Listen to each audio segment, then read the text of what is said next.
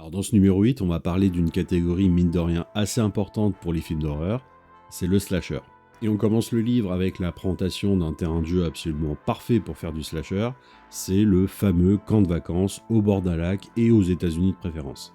Il est totalement prêt à l'emploi, il suffit juste d'y rajouter une petite bande d'animateurs totalement écervelés, et puis surtout un boogeyman à machette pas très gentil. Si vous avez vu il y a quelques années en arrière la saison 9 d'American Horror Story, on est très clairement dans cette ambiance-là.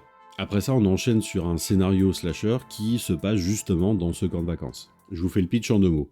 On est dans les années 70 aux États-Unis donc, et vous faites partie de l'équipe d'animateurs qui vont accueillir les enfants demain matin pour un camp de vacances.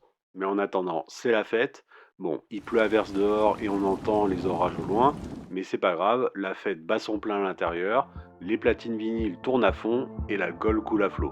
Cette soirée va être une tuerie.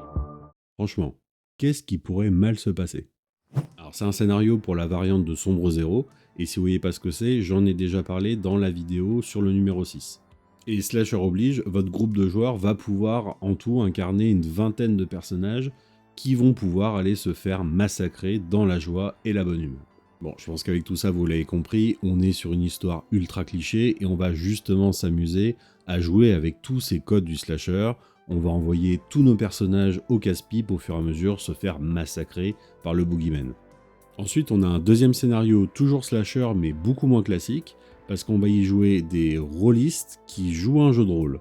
Oui, c'est très méta. C'est un scénario qui est clairement moins accessible, d'ailleurs j'y ai pas joué moi-même, donc je vais pas pouvoir vous en parler plus en détail, et il y a pas mal de rebondissements, donc je vais m'arrêter vraiment en surface sur celui-là.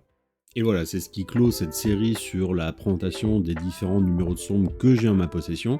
Et bah, si j'en ai d'autres dans le futur, peut-être que je vous les présenterai du coup en vidéo. Et du coup, moi je vous dis à bientôt pour une nouvelle vidéo sur Tuto JDR. Allez, salut!